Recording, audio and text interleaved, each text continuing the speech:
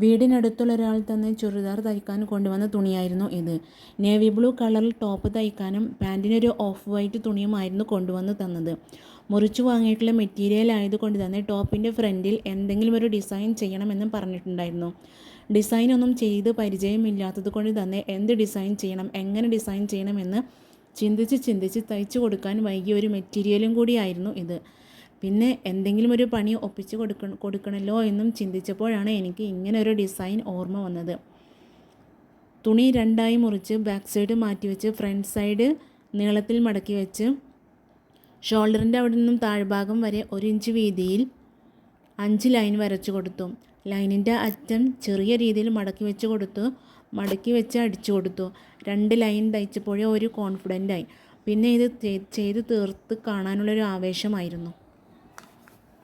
സ്ലീവിൻ്റെ അറ്റത്തായി സിമ്പിളായിട്ടൊരു ലൈസും വെച്ച് കൊടുത്തിട്ടുണ്ട്. ഫ്രണ്ടിൽ ചെറുതായിട്ട് ഓപ്പൺ ചെയ്തു ഹൂക്കും വെച്ച് കൊടുത്തു. ഹൂക്കിൻ്റെ മുകൾ ഭാഗത്തായിട്ട് ഷോ ബട്ടണും വെച്ച് കൊടുത്തു. കോളറും വെച്ച് കൊടുത്തിട്ടുണ്ട്. പാൻറ്റ് ഒരു ഓഫ് വൈറ്റ് പാൻറ്റാണ്. അപ്പോൾ ഇതാണ് ഇതിൻ്റെ ഫൈനൽ ലുക്ക്. ഇഷ്ടമായാൽ എല്ലാവരും ഒന്ന് സബ്സ്ക്രൈബ് ചെയ്യണേ.